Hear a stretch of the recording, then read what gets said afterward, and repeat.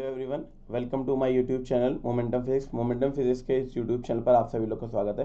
तो आज की ये जो वीडियो आज हम लोग डिस्कस करने वाले हैं जेस्ट के ऊपर है, यानी कि जेस्ट का जो एग्ज़ाम है, जैसे कि आप लोग जानते हैं पोस्टपोन हो गया। वैसे जेस्ट का एग्ज़ाम तो नॉर्मली हमारा फरवरी के सेकेंड संडे को होता था, और उसके क्योंकि पेंडेमिक की सिचुएशन है तो कोविड का ऐसा टाइम चल रहा है, जिसकी वजह से ऑलरेडी हमारी जो उसकी जो डेट थी जो है 11 अप्रैल थी, लेकिन इतनी वर्स्ट सिचुएशन हो गई और जिसकी वजह से एग्ज़ाम को पोस्टपोन करना पड़ा। बच्चों ने काफ़ी रिक्वेस्ट करी और उनको मेल्स करा जेस्ट अथॉरिटीज़ को, तो कहीं जाके हमारा जेस्ट का एग्ज़ाम जो है पोस्टपोन हो गया है। अभी जो मोटी मोटी तौर पर हम लोग मान सकते हैं कि जेस्ट का एग्ज़ाम आखिर कब होगा, जैसे कि आज जो है हमारा ये 15 ऑफ द अप्रैल है, तो आज से अगर आप ये मान के चलो लगभग कहीं ना कहीं 15 मई, और मई तो पूरा क्रॉस कर जाएगा क्योंकि उन्होंने ऑलरेडी कहा था, क्योंकि जो उनकी नोटिफिकेशन आई थी पोस्टपोन वाली, उससे पहले ही एक मॉर्निंग में एक नोटिफिकेशन आई थी जिसमें उन्होंने कहा था कि हम फरवरी के 13-14 मई तक हम ये बताएंगे कि एग्ज़ाम कब होना है, और हम जब भी ये इन्फॉर्म करेंगे एग्ज़ाम कब होना है, कम से कम जो है 2 हफ्ते पहले इन्फॉर्म करेंगे, 2 से 3 हफ्ते पहले, वीक पहले ये इन्फॉर्म करेंगे कि एग्ज़ाम कब होना है। तो अगर उस हिसाब से नॉर्मल केस से देखा जाए 13-14 से 2 हफ्ते, तो कम से कम 30 मई तो हो ही जा रहा है। और जहाँ तक जो अभी आइडिया लग रहा है 30 मई से भी बढ़नी है डेट, आगे कम होने के चांसेस कम लग रहे हैं। तो it is a golden opportunity कि जो जो बच्चों ने प्रिपरेशन की है, ये जो प्रिपरेशन का टाइम है ये उन बच्चों के लिए बहुत अच्छा है जो ऑलरेडी जो है काफ़ी प्रिपरेशन कर चुके हैं, तो वो अपनी प्रिपरेशन को और इन्हेंस कर सकते हैं, अच्छा कर सकते हैं, रिवाइज कर सकते हैं, बहुत सारे चीज़ों को, बहुत सारे कॉन्सेप्ट को रिवाइज कर सकते हैं, और जो टॉपिक्स रह जा रहे हैं उनको भी कवर कर सकते हैं। This is a golden opportunity, और इस टाइम को हमको यूज़ करना चाहिए। तो इस टाइम को हमें कैसे यूज़ करना है, क्या क्या चीज़ें हैं, कुछ स्ट्रेटेजी पॉइंट्स और डिस्कशन हम लोग करेंगे। तो चलिए स्टार्ट करते हैं इस वीडियो में। तो सबसे पहले हम लोग बात करने वाले हैं सिलेबस की बात करेंगे, हम लोग टॉपिक वाइज सिलेबस की बात करेंगे। ठीक है, तो सबसे पहले जो है सिलेबस में आप लोग देख लीजिए, आप लोग को ये अलग अलग कलर से सिलेबस दिख रहा होगा। ये आपको ब्लू कलर से, ये वाइट कलर से, ब्लू वाइट वाइट ग्रीन, और ये ब्लू, और ये वाइट वाइट। देखिए सबसे पहले तो मैं जेस्ट एग्ज़ाम के बारे में आप लोगों को बताना चाहता हूँ, जेस्ट एग्ज़ाम होता क्या है और उसके बाद हमारा क्या चीज़ है। देखिए जेस्ट एग्ज़ाम ऑलरेडी आप जानते हैं इंटीग्रेटेड पीएचडी और पीएचडी का एंट्रेंस एग्जाम है, जो इंडिया में हमारे बहुत सारे रिसर्च सेंटर हैं, वहाँ अगर जो बच्चे पीएचडी करना चाहते हैं और इंटीग्रेटेड पीएचडी करना चाहते हैं तो उनका ये एंट्रेंस एग्जाम है। इंटीग्रेटेड पीएचडी के लिए जो बीएससी के बच्चे हैं वो अपेयर होते हैं, और पीएचडी के लिए जो एमएससी फाइनल ईयर या के बच्चे होते हैं और या पास आउट होते हैं वो अपेयर होते हैं, या बीएससी के जो फाइनल ईयर के स्टूडेंट होते हैं या पास आउट होते हैं वो अपेयर होते हैं। ठीक है, यहाँ छोटी सी बात थी। अच्छा, सबसे बड़ी खास बात जो हमारे इस एग्ज़ाम की होती है, क्या खास बात होती है कि जो क्वेश्चन पेपर होता है दोनों के लिए सेम ही होता है, एक ही क्वेश्चन पेपर दे दिया जाएगा, लेकिन हाँ मेरिट लिस्ट अलग बनती है। यानी कि मेरिट लिस्ट अलग बनती है तो क्वालिफाई जो है यहाँ से अलग बच्चे लिए जाते हैं पीएचडी के लिए, इंटीग्रेटेड पीएचडी के लिए अलग लिए जाते हैं। जाहिर सी बात है दो डिफरेंट कट ऑफ होते हैं, ठीक है, और पीएचडी के लिए ज़्यादा होता है और इंटीग्रेटेड पीएचडी के लिए कम होता है। बहुत ज़्यादा फर्क नहीं होता है, 2-4-5 नंबर का फर्क होता है। और इसका जो कट ऑफ की आप रेंज मान सकते हो, आप ये मान सकते हो 24 मार्क्स से लेकर 32 मार्क्स तक इसके कट ऑफ की रेंज रहती है कि, और इससे ज़्यादा 24 से नीचे कम होना थोड़ा मुश्किल है, और 32 से ऊपर जाना भी बड़ा कम है, अनएक्सपेक्टेड है कि ऐसा होगा, तो ये थोड़ा सा मुश्किल केस है। जो हम लोगों को यहाँ पर बात करनी है कि जो जेस्ट का हमारा एग्ज़ाम है तो उसमें जो है कुछ खास बातें हैं कि जैसे कि इसमें हम लोग को बहुत ज़्यादा स्कोर नहीं करना पड़ता है। जैसे कि अगर आप 100 मार्क्स का पेपर होता है, उसमें अगर आप 50 के आसपास मतलब मार्क्स ले आओगे तो आप ये मान के चलो आपकी अंडर 50 रैंक होगी। 50 मार्क्स पे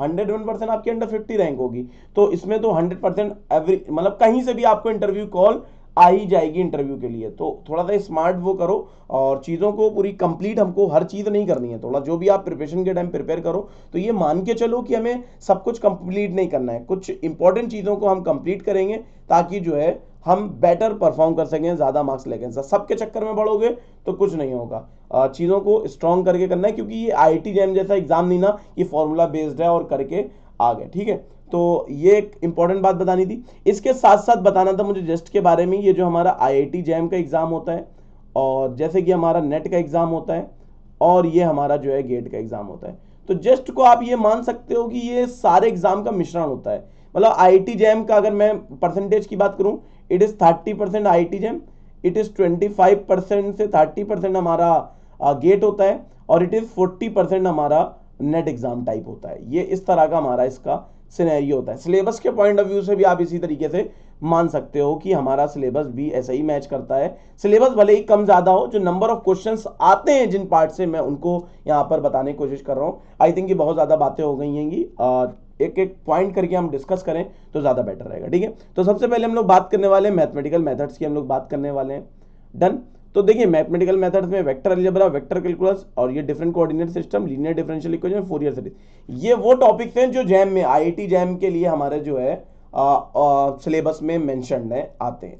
ये कॉम्प्लेक्स एनालिसिस जैसे ये हमारा है, ये भी आईआईटी जैम में मेंशन्ड है, लेकिन जस्ट में उससे थोड़ा सा अपग्रेडेड वर्जन के प्रॉब्लम्स आते हैं, यानी कि जैम में जो आते थे उससे अपग्रेडेड वर्जन के प्रॉब्लम्स आएंगे। और जो ये व्हाइट कलर से लिखा हुआ है syllabus, that is not in the IIT jam syllabus. ठीक है, तो ये आईआईटी जैम के सिलेबस में नहीं ना, आईआईटी जैम के सिलेबस में नहीं ना, तो इसका मतलब ये हो सकता है कि वो नेट के सिलेबस में हो, लेकिन ऐसा बिल्कुल भी ट्रू नहीं ना कि आईआईटी जैम के सिलेबस में नहीं तो 100% नेट के सिलेबस में होगा। जैसे कि अगर आप बात करो discrete group theory, probability theory, ये सब नेट में नहीं ना। ठीक है, तो लेकिन जस्ट में है, तो एक आध टॉपिक ऐसे होंगे जो नेट में नहीं होंगे, वरना ऑलमोस्ट ऐसे टॉपिक्स होंगे जो जैम में नहीं होंगे, तो वो नेट के ही सिलेबस के होंगे। ठीक है, तो चलिए हम लोग यहाँ पर जो है स्टार्ट करते हैं।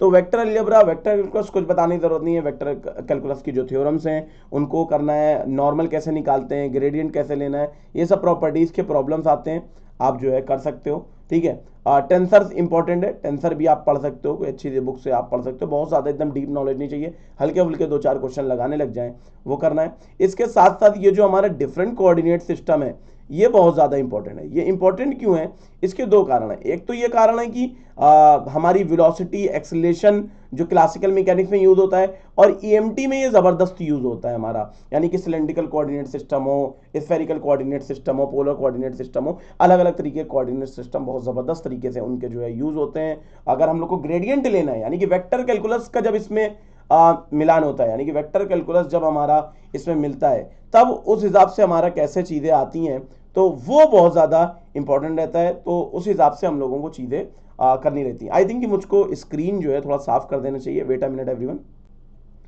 तो yes we are back now. तो हम लोग जो है मैथमेटिकल मेथड्स के सिलेबस की बात कर रहे हैं। तो जो डिफरेंट कोऑर्डिनेट सिस्टम है, जब ये वेक्टर कैलकुलस के साथ हमारा इसमें मर्ज होता है तो बहुत ही ज़बरदस्त प्रॉब्लम बनती है। जैसे कि अब आपको डाइवर्जेंस लेना है, तो पोलर फॉर्म में डाइवर्जेंस कैसे लेना है, तो इस तरह के जब क्वेश्चन आ जाते हैं तो थोड़ी सी प्रॉब्लम क्रिएट करते हैं। ठीक है, अच्छा ये स्टर्म लिवली थ्योरी आप लोग देख सकते हैं। स्पेशल फंक्शंस को आप जरूर करें, 4 तरह के हमारे स्पेशल फंक्शन आपको पढ़ना है, लीजेंड्रे, हर्माइट, लॉगरे, बेजल वगैरह, ये सारे जो है स्पेशल फंक्शंस। इनके क्या याद करना है आपको, रिकरिंग जो इनके रिलेशन होते हैं वो याद कर लिए, रिकरिंग रिलेशन याद कर लिए, इनके इक्वेशन याद कर लिए, और इनका पॉलिनोमियल याद रखिए। इतनी चीजें आप याद रखेंगे तो हो जाएगा। अच्छा, कॉम्प्लेक्स एनालिसिस को मैंने अलग से ग्रीन कलर का लिखा है। तो कॉम्प्लेक्स एनालिसिस तो हमारे जैम में थी, लेकिन यहाँ पर क्या है, कुछ अपग्रेडेड क्वेश्चन आ जाए, जैसे कंटूर इंटीग्रल आना, रेजिड्यूस पूछना, पोल्स पूछना, ये सारी चीजें जो है जैम में नहीं आती हैं। भले ही वो बीएससी के टॉपिक्स में, बीएससी में सारी चीजें सिखाई जाती हैं, लेकिन जैम में नहीं आती। तो हम लोग यहाँ पर जैम के अंदाज से समझने की कोशिश कर रहे हैं कि हमको किस लेवल की प्रिपरेशन करनी है, क्योंकि इस वीडियो को बहुत से ऐसे बच्चे होंगे जो इंटीग्रेटेड पीएचडी के लिए प्रिपेयर कर रहे होंगे, तो उनके हिसाब से भी लेके चलना है। अदरवाइज जो बच्चे पीएचडी के लिए देख रहे हैं वीडियो, तो वो ऑब्वियसली मैच्योर होते हैं, वो चीज़ों को समझते हैं। यहाँ पर वो जैम, जब मैं आईआईटी जैम कहूँ तो वो इस चीज़ को as a BSc syllabus consider करेंगे। ठीक है, तो चलिए ठीक है, यहाँ पर सारी चीज़ें। प्रोबेबिलिटी थ्योरी बहुत ज़बरदस्त है, बहुत इंपॉर्टेंट है, और क्वेश्चंस आते ही आते हैं, इससे हर साल आते हैं, और बहुत ज़बरदस्त तरीके से आते हैं। रैंडम वॉक के भी क्वेश्चन आते हैं, और अलग अलग तरीके के प्रोबेबिलिटी की भी प्रॉब्लम्स आ जाती है।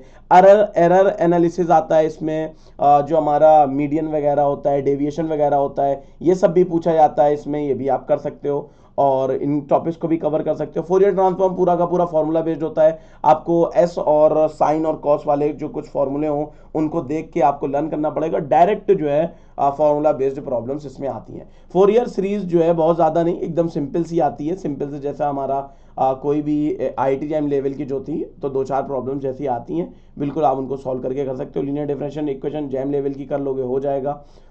डिफरेंट कोऑर्डिनेट सिस्टम्स हो गया। टेंसर्स को थोड़ा सा अलग से ऐसे आप लोगों को पढ़ना रहेगा, उसको जरा देख लीजिएगा। ठीक है, ये टॉपिक्स है। अच्छा, प्रायोरिटी सेट कर लीजिए। ये प्रायोरिटी कैसे सेट होगी, हमको क्या पढ़ना है, ये प्रीवियस ईयर क्वेश्चन सेट होगी। भाई कोई टॉपिक बहुत ज्यादा पूछा जाता है, ठीक है, बहुत ज्यादा पूछा जाता है, लेकिन टफ है, तो भाई छोड़ सकते हो। लेकिन पूछा ज्यादा जाता है, लेकिन ऐसा भी नहीं है कि हम उसको सीख नहीं सकते।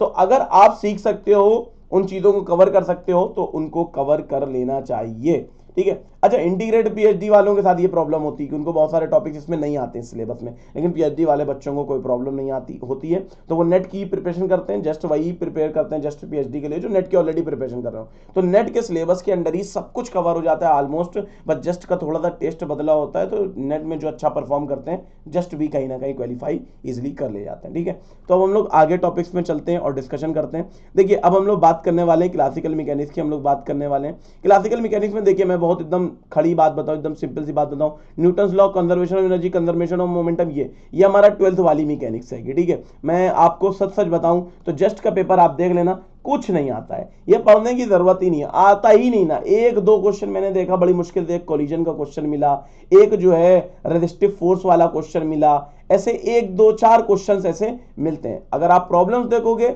तो भाई जनरलाइज कोऑर्डिनेट से, principle of listing, Lagrangian formulation, Hamiltonian formulation, तो सुपरस्टार प्रॉब्लम्स हैं, भरी पड़ी हैंगी। लैग्रांजियन, हैमिल्टोनियन, पॉइजन ब्रैकेट्स इसी में आ जाता है हमारा, पॉइजन ब्रैकेट्स की प्रॉब्लम्स हैं, ये सारी चीजें खूब आती हैं, इनको लगाना है। सेंट्रल फोर्स प्रॉब्लम, ये तो आईआईटी जैम का ही टॉपिक है, ये कर सकते हो। और स्मॉल ऑसिलेशंस कर सकते हो। केपलर प्रॉब्लम, केपलर प्रॉब्लम में क्या है भाई, डीए बाई डी जो सेकंड वाला लॉ है वो कितना जबरदस्त पूछा जाता है, जे बाई 2m, ये याद होना चाहिए कि एंगुलर मोमेंटम कंजर्वेशन होता है। सेंट्रल फोर्स की जो कंडीशन होती है कि एंगुलर मोमेंटम कंजर्वेशन होता है, टॉर्क जीरो होता है, ये सारी प्रॉपर्टीज याद रख लो, और ये सारी चीजें ऑलमोस्ट तरीके से सॉल्व कर सकते हो, कोई बड़ी बात नहीं है। जैम लेवल की ही सारी प्रॉब्लम्स होती हैं, गेट के कुछ पीवाईक्यूज लगा लो, इसके लिए हो जाएगा। नॉर्मल मोड्स में आपको क्या करना है, एक सेकुलर इक्वेशन होती है कि उसको जो है आपको सॉल्व करना है भाई, t v t minus v करके होती है पूरा, जब सॉल्व करके उसको मैं किसी दिन सोच रहा हूँ सेपरेट वीडियो बना दूं, ताकि नॉर्मल मोड्स वाला जो हमारा सेकुलर इक्वेशन है वो आप कवर कर लो। इसी के साथ साथ स्पेशल थ्योरी रिलेटिविटी, क्या है स्पेशल थ्योरी, वही टाइम डायलेशन,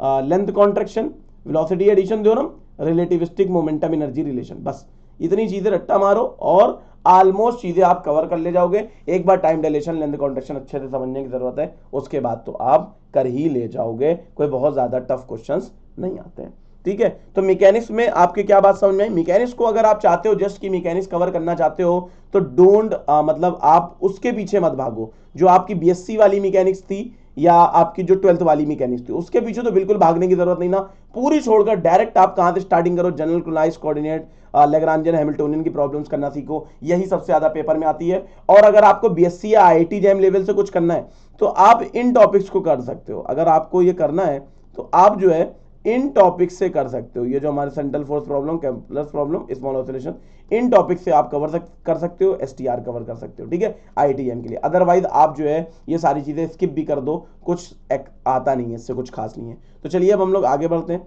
तो अब हम लोग बात करने वाले हैं इलेक्ट्रोमैग्नेटिज्म की। इलेक्ट्रोमैग्नेटिज्म में हमारा क्या है, देखिए पूरा का पूरा हमारा जैम का है, और जैम का भी जो सिलेबस है वो 12th से आया है, ठीक है। लेकिन क्या है, 12th से सिलेबस से आया तो है जैम में, लेकिन जैम में क्या है कि कोऑर्डिनेट सिस्टम अलग अलग इस्तेमाल हो गए हैं। 12th में भाई आप सिर्फ कार्डियन पढ़ते हो, यहाँ पर अलग अलग कोऑर्डिनेट सिस्टम का यूज करके सारी चीजें, तो वो तो जो है हमारा 12th लेवल का ही मतलब नहीं कह सकते हैं, क्योंकि अब बीएससी में कुछ चीजें इसमें ऐड हो जाती हैं। तो एडवांस वर्जन है 12th की ईएमटी का, जो हम लोग ये ब्लू कलर से लिखे हुए हैं, ठीक है, बीएससी की आप ईएमटी मान सकते हो। तो बीएससी में ये सारी चीजें जो हमारे ब्लू से हैं ये आप कवर करोगे। Maxwell equation, energy of electromagnetic fields, ये सब तो हमारा पॉइंटिंग थ्योरम वगैरह वाले हमारे जो है प्रॉब्लम्स हैं, ठीक है, यहाँ पर।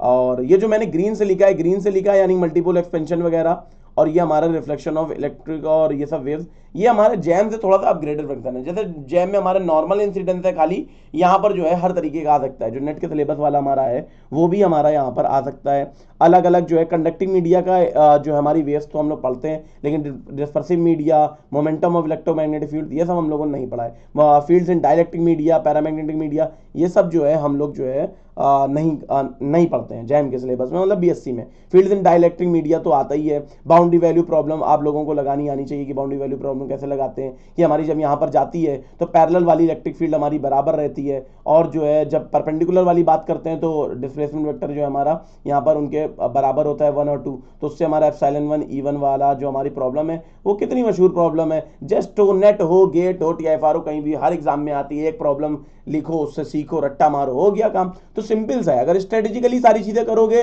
तो बहुत सारे प्रॉब्लम्स आप कर सकते हो। देखो इलेक्ट्रोस्टैटिक मैग्नेटोस्टैटिक्स हमारा काफी ज्यादा आता है, तो इन्होंने 2 लाइन लिख दी इलेक्ट्रोस्टैटिक मैग्नेटोस्टैटिक, इसमें तो बेटा पूरी 12th की यही आ गई, समझ लो पूरी 12th लिख दिया इन्होंने, लेकिन पूछते ये यहां से ज्यादा नहीं ना, यहाँ पूछेंगे नीचे वाले पार्ट से, ये सब पार्ट से ज्यादा पूछा जाता है जो आप 12th में नहीं पढ़ कर आओ। तो देखो जैम में क्या होता है, जैम में वो फोकस ये करते हैं जो आप 12th में पढ़ कर आए उसको ही उसी से टेस्ट कर लो। भाई कोई बच्चा 12th का ही चीजों पर फोकस कर ले, थोड़ा सा अपग्रेड हो जाए तो 100% उसको IIT मिल जाएगी। लेकिन यहां पर क्या है, यहां पर वो आपकी प्योर BSc की नॉलेज चेक करना चाहते हैं। तो जो जैसे कि मैंने मैकेनिक्स में बताया था कि वो वाले पार्ट्स नहीं आते हैं, तो बिल्कुल यहां पर भी है कि ये उन पार्ट्स पर जो है फोकस जो है नहीं करते हैं। तो आप जो है मतलब इससे कर सकते हो। ठीक है, बात समझ गए आप लोग कि यहाँ पर जो है आपको BSc वाले टॉपिक्स पर ज्यादा ध्यान देना पड़ेगा। तो इसके बाद हम लोग आगे बढ़ते हैं। ऑप्टिक्स जस्ट टेस्ट में बिल्कुल नहीं आती। डिफ्रैक्शन, इंटरफेरेंस, पोलराइजेशन के एक आध क्वेश्चन दिख जाएंगे आपको, तो बहुत थोड़ी सी आती है, बहुत जरा से क्वेश्चन आते हैं। और इन्होंने ऐसे 3 पॉइंट लिख दिए, डिफ्रैक्शन, इंटरफेरेंस, पोलराइजेशन,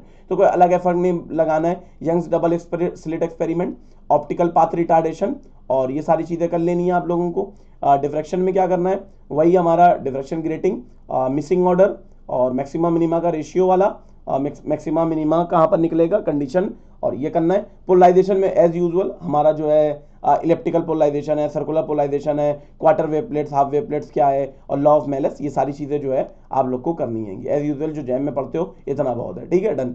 इसको जो है मतलब बहुत लाइटली लेना है, कोई बहुत ज्यादा इसका नहीं करना है। ठीक है, अब क्वांटम मैकेनिक्स की हम लोग बात करते हैं। क्वांटम मैकेनिक्स बड़ी तूफानी आती है। तूफानी आने का मतलब क्या है भाई, जैम लेवल का कुछ आता ही नहीं है ज्यादातर। श्रोडिंगर इक्वेशन, अनसर्टेनिटी प्रिंसिपल और सेंट्रल पोटेंशियल जो हमारा है, ये तो भाई जैम यहाँ पर निपट गया, जैम में तो नहीं आता है। अब यहाँ पर जैम से एक्स्ट्रा क्या आता है, मैं उन बातों पर ध्यान देता हूँ। अच्छा, जैम में जैसे मॉडर्न फिजिक्स आती है ना, जाने क्या क्या, फोटोइलेक्ट्रिक, ये वो, कॉम्पटन और बहुत कुछ आता है, आप जानते हो। तो वो सारा सब किनारे लग जाता है, यहाँ पर उतना कुछ नहीं पूछा जाता है।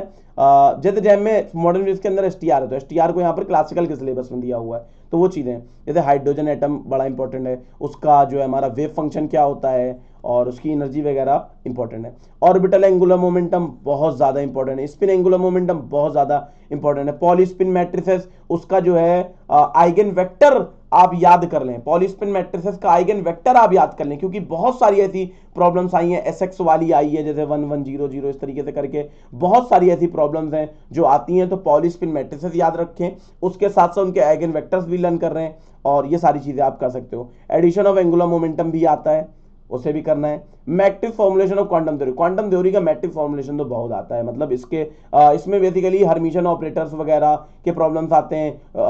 मतलब आप जैसे कि क्वेश्चन मान सकते हो इसमें मैट्रिक्स में एग्जैक्टली मैं बताऊं आपको, थोड़ा सा यूनिटरी मेथड टाइप का यूज करके, मतलब हर्मिशन ऑपरेटर, यूनिटरी ट्रांसफॉर्मेशन का यूज करके मैट्रिक्स की कुछ प्रॉब्लम्स आ जाती हैं। अच्छा, हर्मिशन ऑपरेटर्स बहुत इंपॉर्टेंट है, यूनिटरी ट्रांसफॉर्मेशन बहुत ज्यादा इंपॉर्टेंट है, तो इनको जरूर कवर कर लीजिएगा, इससे अक्सर प्रॉब्लम आती है। ऑपरेटर्स इसमें मेंशन नहीं है, लेकिन ऑपरेटर्स बहुत इंपॉर्टेंट होते हैं। ठीक है, ऑपरेशन भले ही मेंशन ना हो, लोवरिंग ऑपरेटर, रेजिंग ऑपरेटर, ये सब भी जो है इसमें आता है। इसके बाद जो थोड़ा सा हमारे 3 टॉपिक हैं जो आपके BSc के सिलेबस में नहीं है, दैट इज हमारे, बाकी सब तो ये BSc में नॉर्मली पढ़ लेते हो आप लोग, लेकिन ये टॉपिक्स तो बिल्कुल भी BSc में नहीं है, टोटली MSc के टॉपिक्स हैं।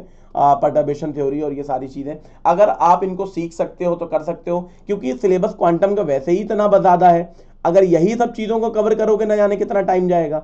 तो अगर इनको लेफ्ट कर स्किप कर देते हो, मतलब एक आध ट्रिक वगैरह सीख ले, वेरिएशनल प्रिंसिपल की ट्रिक वगैरह सीख लो, कोई बहुत ज्यादा टफ नहीं होती है। ठीक है, ट्रिक वगैरह सीख के कैसे सॉल्व करना है, तो 2-4 प्रॉब्लम सॉल्व करना सीख सकते हो तो सीख लो। अगर पूरा पढ़ने बैठोगे तो बहुत ज्यादा टाइम आपका किल हो जाएगा। ठीक है, तो बी स्मार्ट, स्मार्ट स्ट्रेटेजी से आपको सॉल्व करना है। ठीक है, अच्छा, अब इसके बाद हम लोग बात करेंगे थर्मोडायनेमिक्स। थर्मोडायनेमिक्स से कोई क्वेश्चन ही नहीं आता है, मतलब कोई क्वेश्चन नहीं आने का मतलब है यहाँ पर, मैंने ऐसे बोल दिया, ऐसे बोलना नहीं चाहिए, कोई नहीं आता है, मतलब आप जब देखोगे थर्मो के क्वेश्चन ही नहीं मिलेंगे आपको, ज्यादातर क्या मिलेगा, स्टैटिस्टिकल के क्वेश्चन। भाई 80% क्वेश्चन आपको स्टैटिस्टिकल के मिलेंगे, 20% आपको थर्मोडायनेमिक्स के मिलेंगे। थर्मोडायनेमिक्स में भी क्या, वो CPCV के जो है कुछ स्पेसिफिक और उसके जो है थोड़ी सी एडवांस प्रॉब्लम्स आएंगी, तो PYQ जब आप उसको देखोगे तो आपको आइडिया लग जाएगा कि कैसी प्रॉब्लम्स आती हैं। ठीक है, तो मैं इसमें कुछ ज्यादा नहीं बता रहा हूं, नॉर्मल सी चीजें आती हैं। Elements of kinetic theory of gases में जो है आप देख सकते हो। अच्छा, जैसे Maxwell relation, Maxwell Boltzmann Maxwell distribution है गैसेस का,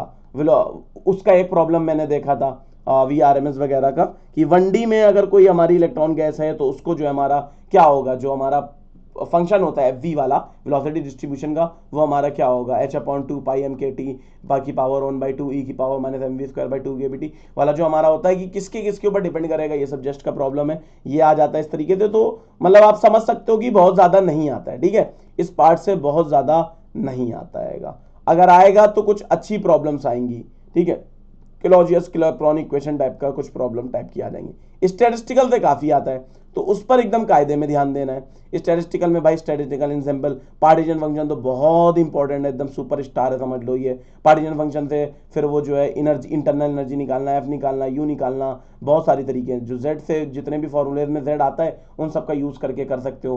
हार्मोनिक ऑसिलेटर ये तो जैम में हमारे सिलेबस में ये कर सकते हो। क्लासिकल स्टैटिक्स, क्वांटम स्टैटिक्स जो जैम में है वो तो होती ही होती है, लेकिन यहाँ पर थोड़ा सा एडवांस लेवल है, इसलिए मैंने इसको ग्रीन से कर दिया। आप यहाँ पर देख रहे हो सिलेबस में अगर देखो तो हार्मोनिक ऑसिलेटर ही जैम लेवल का है, बाकी कुछ जैम में नहीं है। जैम में एकदम सिंपल सा नॉर्मल सा जो है मैक्सवेल बोल्ट्जमैन फर्मी ड्राग और बोन-आइंस्टीन स्टैटिस्टिक्स है। यहाँ पर थोड़ा सा अपग्रेडेड वर्जन है, जैसे स्टैटिस्टिक्स ऑफ पैरामैग्नेटिज्म है, ये सब हमारा आइजिंग मॉडल वगैरह से आप करोगे तो उसको छोड़ सकते हो, स्किप कर सकते हो। टोटली हमारा एमएससी का टॉपिक है। एमएससी वाले बच्चे जो पीएचडी के लिए अपेयर हो रहे हैं तो वो कर सकते हैं, ये मैं उनके लिए बोल रहा हूँ जो इंटीग्रेटेड है, ठीक है। ब्लैक बॉडी रेडिएशन कुछ इतना खास नहीं है, आप कर सकते हो वेन्स डिस्प्लेसमेंट लॉ, और इसमें जो है थोड़ा सा वो जो डिस्ट्रीब्यूशन फंक्शन वगैरह नहीं होता है प्लैंक्स ने जो दिया था उसको जरा कर लेना, ठीक है। फर्मी एंड बोज गैसेस क्या है, उनके जो एक्सप्रेशन होता है उनको कर सकते हो। और पार्टीशन फंक्शन तो बहुत ज्यादा इंपॉर्टेंट होता है, ज्यादातर क्वेश्चन की डिस्ट्रीब्यूट कैसे करेंगे, एक्सपोनेंशियल ई की पावर क्या, ई बाई के बी टी, टू के बी टी, डिजनरेसी कैसे क्या होता है, यही सब पे मेनली क्वेश्चन फोकस्ड होते हैं। आप इन्हीं क्वेश्चंस को, प्रॉब्लम्स को फोकस करिए। इसके बाद बात आती है हमारी इलेक्ट्रॉनिक्स की बात आती है, तो चलिए इलेक्ट्रॉनिक्स की हम लोग बात करते हैं। तो इलेक्ट्रॉनिक्स में हमारा क्या है, semiconductor, PN junction, diode, transistor, LCR circuit, JAM का सिलेबस, amplifier, operational amplifier, digital electronics, सब टोटल जैम का है। जो जैम में हमारा नहीं है रेक्टिफायर, रेक्टिफायर भले ही जैम का सिलेबस में ना हो लेकिन ये बीएससी का टॉपिक है। ऑसिलेटर भी पूरा बीएससी का टॉपिक है, और एक्टिव फिल्टर भी बीएससी में ही आप कर सकते हो, मतलब होता है बहुत सी जगह। एक्टिव फिल्टर हमारे जो है किस तरह से होते हैं, low pass, band pass, high pass filter जो हमारे होते हैं उनकी बात हो रही है। Rectifiers, half wave rectifier, full wave rectifiers, और उनका जो है उसमें जो है हमारे फिल्टर्स कैसे लगते हैं, ये पूरी प्रॉब्लम्स होती है। अच्छा, इसमें जस्ट में थोड़ी सी क्या खास बात होती है, ग्राफ्स वगैरह का यूज करते हैं, थोड़ा सा इनपुट दे दिया, आउटपुट क्या होगा, इस तरह के प्रॉब्लम्स थोड़ा सा आती हैं, थोड़ा सा अलग वे में पूछने की कोशिश करते हैं। अब जैसे ऑपरेशनल एम्पलीफायर है, अब इसकी प्रॉब्लम को कैसे पूछेंगे, वो क्या करेंगे, इंटीग्रेटर या डिफरेंशिएटर देंगे, अब उसमें कोई इनपुट दे देंगे, अब उसके बाद आपको बताना रहेगा कि भाई उसमें स्पाइक बनेंगे, क्या बनेंगे। तो ये सारी चीजें जो है इस तरह से आती हैं। डिजिटल इलेक्ट्रॉनिक्स वैसे ही नॉर्मल आती है ये जो है, और बाकी सब चीज़ें एकदम नॉर्मल आती हैं जैम की तरीके, कोई एकदम नहीं। ट्रांजिस्टर नॉर्मल सा, ऑपरेशनल एम्पलीफायर भी एकदम नॉर्मल सा आता है, कोई ऐसा बहुत ज़्यादा टफ नहीं। ये था इसका डिस्कशन कि जो है हम लोगों को जेस्ट का जो सिलेबस है वो आज हम लोगों ने देखा, और उसको पॉइंट वाइज हम लोगों ने डिस्कस करने की कोशिश करी है। अब इसको डिस्कस करेंगे तो डिस्कस करने में ही आधा एक घंटा लग जाएगा, तो मैं तो बहुत तेजी से बोल रहा हूँ, आप लोग इस चीज़ को फील भी कर रहे होंगे, तो ठीक है। तो ये हमारा जेस्ट का सिलेबस था। देखो इसमें स्मार्ट वर्क आपको करना है, कुछ खास बातें मैं आप लोगों को बताना चाहता हूँ। जैसे कि मैंने अभी क्लासिकल मैकेनिक्स, जैसे मैंने कहा कि न्यूटन न्यूटन ये सब हटाओ, थर्मोडायनेमिक्स में मैंने ये कहा, तो आप क्या करो, मैं कुछ इंपॉर्टेंट टॉपिक्स आपको लिखवा दूं। सबसे पहले जस्ट को क्रैक करना है, स्मार्ट स्ट्रेटेजी से होगा। इन 4 टॉपिक्स को तो छोड़ना मत, ठीक है। एकदम रट्टा मान लो, ईएमटी, क्वांटम फर्स्ट प्रेफरेंस में दोनों, मैथमेटिकल क्लासिकल सेकंड प्रेफरेंस में दोनों, ठीक है। मैथमेटिकल और क्लासिकल, तो ये आपका क्या होना चाहिए, this will be your first preference, this will be your second preference. इसके बाद बाकी टॉपिक्स के जो इजी टॉपिक्स हैं, जो इजीली आप कर सको, टाइम कम लगे, वो आपका थर्ड प्रेफरेंस होना चाहिए। यानी कि अगर कोई ऐसे टॉपिक्स हैं, बाकी दूसरे जो हमारे टॉपिक्स हैं जो आपका टाइम किल कर सकते हैं, तो उनको आप छोड़कर आगे बढ़ सकते हो, आप उनको ध्यान ना दो, इजीली टॉपिक्स हैं। अब जैसे इलेक्ट्रॉनिक्स का कोई ऑपरेशनल एम्पलीफायर है, आप नहीं पढ़ के जा रहे हो तो उसे पढ़ लो, इंटीग्रेटर पढ़ लो, डिफरेंशिएटर पढ़ लो, ये सारी चीजें आप पढ़ के जाओ। तो यानी कि थर्ड बैच में हमको क्या करना है, थर्ड जो मतलब हमारी जो प्रेफरेंस लिस्ट हो उसमें हम लोगों को टॉपिक्स के इजीली करना है। लेकिन ईएमटी और क्वांटम में जितना कर सको कम है। बस क्वांटम में जो इंटीग्रेटेड वाले हैं उनके लिए पर्टर्बेशन थ्योरी की छूट है कि अगर वो पर्टर्बेशन थ्योरी नहीं करेंगे तब भी चल जाएगा, क्योंकि अगर आप देखने बैठोगे तो कोई अगर सोर्स देखा जाए तो एनपीटीएल ही बचता है। तो अब एनपीटीएल की लेक्चर को वॉच करना, देखना, और पूरा एक एक 1.5 2 घंटे के होते हैं, जो हमारे ये नॉर्थ इंडिया के होते हैं बच्चे जिनकी थोड़ी सी इंग्लिश, जैसे मैं हूँ एक एवरेज स्टूडेंट हो, इंग्लिश में समझ में इतना आता नहीं ना, तो फिर थोड़ी सी प्रॉब्लम हो जाती है कि, समझ रहे हो आप लोग। तो इतना मतलब इतना आसान नहीं है एनपीटीएल के लेक्चर्स को यूजफुल कन्वर्ट कर पाना कंपटीशन में नॉलेज बहुत मिलेगी, फिजिक्स बहुत कुछ सीखने को मिलेगी, लेकिन कंपटीशन के पॉइंट ऑफ व्यू से कन्वर्ट कर पाना बहुत मुश्किल होता है क्योंकि टाइम टेकिंग बहुत ज्यादा होता है। ठीक है, अब स्मार्ट वर्क मैं बताऊं, ये जो मैंने टॉपिक्स आप लोगों को बताए इसकी कुछ खास बात मैं बताने जा रहा हूं। इसमें टोटल मैंने 88 टॉपिक्स बताए। ठीक है, 88 टॉपिक्स आप लोगों को बताएं, सब टॉपिक्स जो हम लोगों ने थे 88 सब टॉपिक्स मैंने डिस्कस करें। भाई एग्जाम में क्वेश्चन ही 50 आते हैं। अब ऐसा तो ये मान के चलो आप रिपीट नहीं करेगा, ये मान के चलो आप रिपीट नहीं करेगा क्वेश्चन, मतलब रिपीट नहीं करेगा मतलब टेंसर के 2 क्वेश्चन नहीं पूछेगा। फॉर एग्जांपल मैंने टेंसर ले लिया है, ठीक है, रिपीट करने का मतलब ये 50 यूनिक कॉन्सेप्ट होंगे, उससे पेपर बनाएगा और हमेशा सही बनाता है, यूनिक कॉन्सेप्ट से कभी रिपीट नहीं करता है। अब 88 में जैसे मैंने न्यूटन का बताया, ना जाने ऐसे कितने 20-25 ऐसे थोड़े से टॉपिक है जिनको आप स्किप कर सकते हो, कुछ 10-15 आप स्किप कर सकते हो टॉपिक्स जो एमएससी लेवल के हो। तो जो इंटीग्रेटेड पीएचडी की आप तैयारी कर रहे हो, ये समझ लो आप जो भी टॉपिक पढ़ लो उसको इतने जबरदस्त तरीके से पढ़ो कि उसका एक क्वेश्चन डायरेक्टली आना ही आना है। तो थोड़ा सा ये सब चीजों को भी एनालाइज करना सीखो, ये जो मैं बातें बता रहा हूं। तो इस तरीके से अगर आप लोग स्टडी को अपनी करोगे, स्मार्ट स्टडी मतलब 50 टॉपिक 50 क्वेश्चन, ठीक है, मतलब 50 टॉपिक्स और उससे हमारे कितने आने, 50 क्वेश्चन आने। तो 50 टॉपिक्स आप लोगों को छाटने। अच्छा, ये सब जो मैंने डिस्कस करा है इसका सिलेबस का, मैंने सिलेबस का ये जो बनाया इसकी पीडीएफ पूरी आपको मिल जाएगी। मैं डिस्क्रिप्शन बॉक्स में जो है डिस्क्रिप्शन बॉक्स में उसका लिंक दे दूंगा, ड्राइव का लिंक, ताकि आप वहां से डाउनलोड कर सको इसके सिलेबस की पीडीएफ। इसके बाद जो है मैं एक स्ट्रेटेजी की जो है एक पीडीएफ दूंगा, तो उसी लिंक में आपको मिल जाएगी स्ट्रेटेजी की पीडीएफ। उस स्ट्रेटेजी की पीडीएफ में क्या होगा कि हम लोग डिस्कस करेंगे कि कौन से टॉपिक्स को हमको फर्स्ट प्रेफरेंस में देखना चाहिए, इंटीग्रेटेड वाले बच्चों के लिए मैं बनाऊंगा। उसके बाद उसमें जो पीएचडी वाले बच्चे होंगे उनके लिए भी मॉडिफाइड करके मैं बता दूंगा, तो मतलब दोनों के लिए कंबाइंड बना दूंगा। ठीक है, कोई कंफ्यूजन की बात तो नहीं है। कमेंट बॉक्स में आप ये बता सकते हैं कि इंटीग्रेटेड पीएचडी वाले कौन है, पीएचडी वाले कौन है, सो दैट कि पता चल जाए कि इन वीडियोस को कौन लोग देखते हैं। ठीक है, चलो, तो स्ट्रेटेजी उसमें मैं क्या करूंगा, ऐसे टॉपिक्स पर फोकस करके पूरा प्रेफरेंस लिस्ट मैं आप लोगों को दे दूंगा कि इन टॉपिक्स पे आपको पढ़ना है, ज्यादा ध्यान देना है, इनको करना है और कितनी इजीली आप कर लोगे। तो मैं एक तरीके से आप ये मान के चलो इन दिनों का जो, अगर हम लोग को, अगर मैं मान लूं अगर हमको 50 दिन मिल रहे हैं, ठीक है, इन 50 डेज में हम लोगों को करना है। अब जैसे मैं आप लोगों को बताऊं, बहुत आसान है करना, जैसे कि आप थोड़ा सा स्मार्ट वर्क करिए, मैं थोड़ा सा स्मार्ट वर्क करने का तरीका आप लोगों को सिखा दूं। भाई कितना टाइम लगेगा, सिर्फ एक प्रॉब्लम आप क्या करो, स्मॉल ऑसिलेशन की कर लो। एक प्रॉब्लम आपने स्मॉल ऑसिलेशन की करी, तो स्मॉल ऑसिलेशन हमारे क्या कहता है, मैक्सिमा मिनिमा का कानून सीख लो। मैक्सिमा मिनिमा हमारा कैसे निकालते हैं, 12th में पढ़ाया गया था, सभी बच्चों को मालूम होता है। नहीं मालूम होता है तो एक बार में सीख लो कि डेरिवेटिव लेते हैं, सेकंड लेते हैं, तो उसके पहले वाले को जीरो करते हैं, उससे पॉइंट निकालते हैं, सेकंड वाले को देखते हैं पॉजिटिव निगेटिव है, तो उससे हमको पता चल जाता है कि भाई यहाँ पर है या यहाँ पर है। स्मॉल ऑसिलेशन कहाँ पर करेगा, कब करेगा, जब यहाँ पर होगा तो ये हमारे स्टेबल इक्विलिब्रियम, यहाँ पर तो ये गिर जाएगा इधर ही, वही नाचेगा नहीं, ऑसिलेशन नहीं करेगा। ठीक है, तो यहां पर हमारा ऑसिलेशन करता है मिनिमा पे, डन, ये हो गया। इसके बाद सिंपल हमारा होता है कि ये जो हमारा एंगुलर फ्रीक्वेंसी हमारी होती है, ये हमारी होती है √k/m, और k निकालने का तरीका ये होता है कि वो कोई पोटेंशियल दे दे, उसका डेवर स्क्वायर v/डेवर(x²) हमारा होता है, तो ओमेगा बराबर √डेवर v²/डेवर(x²)/m। तो इसको सीखने में कुछ टाइम नहीं लगेगा, बहुत मन से लगा के बैठने सीखोगे, 30 मिनट 40 मिनट में 101% सारे के सारे स्मॉल ऑसिलेशन की प्रॉब्लम, नेट, गेट, जैम, जेस्ट, टेफर, कहीं पर भी पूछोगे सब लगा डालोगे। थोड़ा सा 1-2 बार सीखने की जरूरत है, ये हो गया। अब उसके बाद आपने क्या करा, आप बैठ के नॉर्मल मोड्स लगाने के लिए नॉर्मल मोड्स आप लोगों ने लगाया।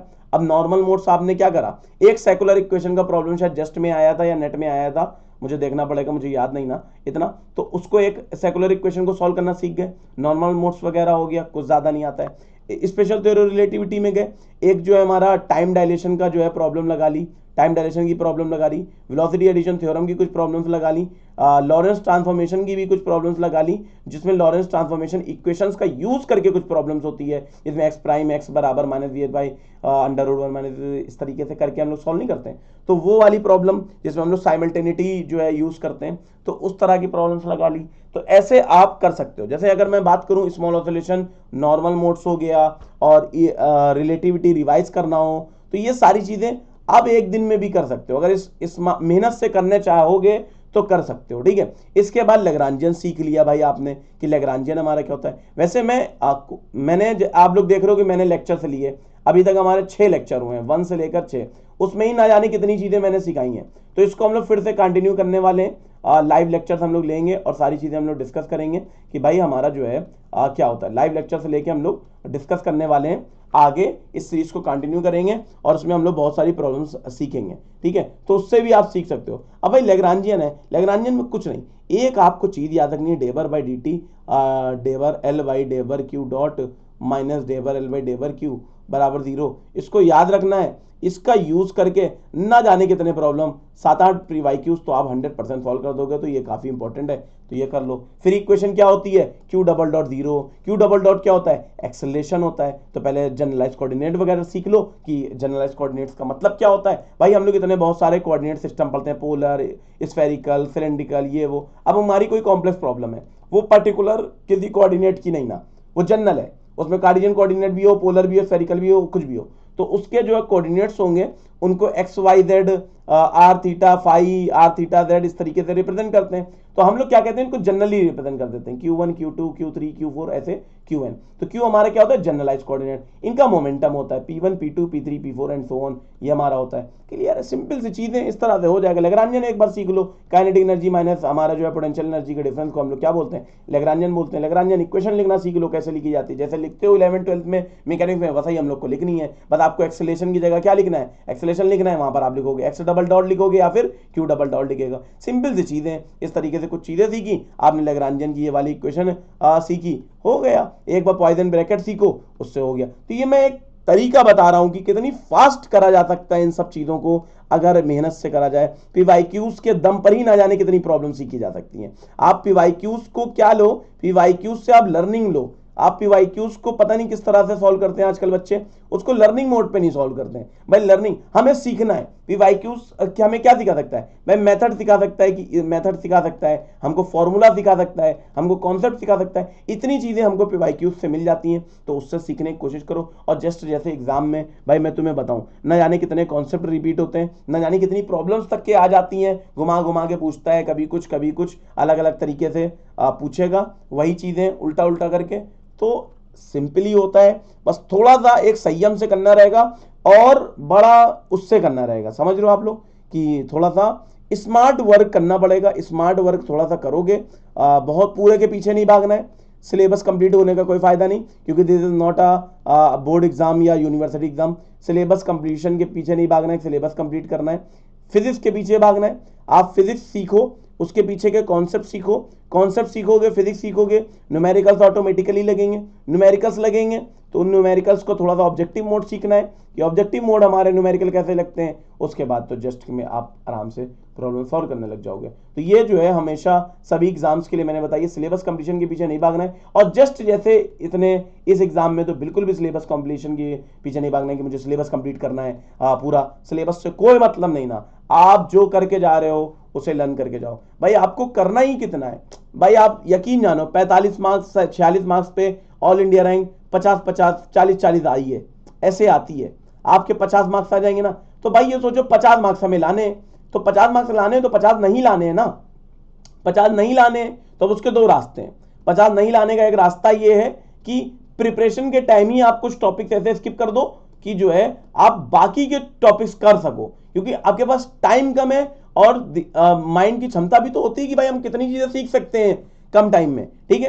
तो प्रिपरेशन के टाइम उसको हटाओ और उसके साथ साथ एग्जाम टाइम पे, जब एग्जाम हॉल पे आप करो, तो ऐसे प्रॉब्लम्स को पहले करना है जो इजी हो। उससे फायदा क्या होता है, एक तो आपके मार्क्स सिक्योर होते हैं। जैसे आपके इजी क्वेश्चन आपने 13-14 मार्क्स के कर लिए, तो आपको लगा यार 13-14 मार्क्स के तो मैंने आधे घंटे में कर डाले, 40 मिनट में कर डाले। अब मैं थोड़ा सा और, अब तो एक आपको मिलता है कि यार चलो कुछ तो मेरा स्टैंड है, अब मैं तो कॉन्फिडेंस भी बिल्ड होता है और आपकी झोली में कुछ मार्क्स भर जाते हैं। अब आपको झोली में और मार्क्स धीरे धीरे भरने रहते हैं। तो ये स्ट्रेटेजी जो है एकदम परफेक्ट स्ट्रेटेजी कहलाती है। पहले इजी, फिर मॉडरेट, फिर टफ लेवल के प्रॉब्लम्स में आखिरी के आवर में टाइम दो। तो इस तरह से करोगे तो कर ले जाओगे। और प्रिपरेशन को भी इसी तरीके से रखना है, सिर्फ एग्जाम हॉल में नहीं, प्रिपरेशन को भी इसी तरीके से करना है। जैसे मैंने अभी क्लासिकल को इतने एक्सप्लेन करा, ये टॉपिक कर लो, वो टॉपिक कर लो, ऐसे कर लो, वैसे कर लो, तो देख के आपको लग रहा होगा यार जो सर बता रहे हैं 1-2 दिन में हो सकता है। मजाक नहीं है, सच है ये। 1-2 दिन में हो सकता है। अब मेरा टाइम का इतना ज़्यादा बिजी शेड्यूल है कि मैं आप लोगों के लिए मतलब इतना लाइव ले नहीं पा रहा हूं, वरना तो मैं न जाने कितने टॉपिक्स कवर करा दूं। तो लेकिन मैं कोशिश कर रहा हूं, आप लोगों के उससे कोशिश कर रहा हूं। आप लोग जो है इतना सपोर्ट करते हैं, तो इसी सपोर्ट का जो है मुझको एनर्जी मिलती है, तो उसी के दम पर जो है मैं इतने सारी वीडियोस वगैरह सब करता रहता हूँ। और जैसा कि आप लोग देख रहे हैं चैनल पे मैं एक्टिव हूँ और काफ़ी टाइम से एक्टिव हूँ, और धीरे धीरे करके जो एक्टिवनेस है वो बढ़ती जा रही है और कंटेंट आता जा रहा है। सीरीज वगैरह हम लोगों ने चालू करी है स्टैटिस्टिकल के लिए, और हम लोगों ने जस्ट के लिए भी हम लोग लेक्चर चला रहे हैं। तो ये सारी चीज़ें हम लोग कर रहे हैं, तो इससे जुड़े रहिए चैनल पे और सब्सक्राइब जरूर कर दिए ताकि आपको क्लासेस की नोटिफिकेशन मिल सके। और बता दीजिएगा आप लोग कमेंट करके कि आप पीएचडी वाले हैं या इंटीग्रेटेड पीएचडी वाले हैं, ठीक है। और कोई क्वेरीज हो तो आप वो भी पूछ सकते हो। डन। और लाइक जरूर कर दो, सो दैट कि जो है आपको जो है मतलब वीडियो की थोड़ी सी रीच बढ़ जाती है लाइक एक करने से। और इन द एंड ये शेयर कर दो अपने ग्रुप्स में, कॉलेजेस के ग्रुप्स में शेयर कर दो, ताकि मैक्सिमम लोगों को पता चल सके कि हाँ कुछ कंजर्वेटिव चीज़ें, कुछ कंजर्वेटिव वीडियोस जो आपके लिए यूजफुल हैं आ रही हैं। तो ठीक है, तो इन्हीं बातों के साथ हम लोग विदाई लेते हैं। वीडियो काफ़ी लंबी हो गई है और चलो हम लोग विदाई लेते हैं, लेकिन आई होप कि ये वीडियो आपको पसंद ज़रूर आई होगी और ये अच्छी लगेगी, और जैसा हो आप लोग इसका रिव्यू और फीडबैक वगैरह ज़रूर दे देना कि कैसा लगा आप लोग को, ठीक है। तो bye everyone, take care, thank you, जय फिजिक्स। वीडियो को लाइक करना ना भूलें। Bye everyone, take care, thank you, जय फिजिक्स।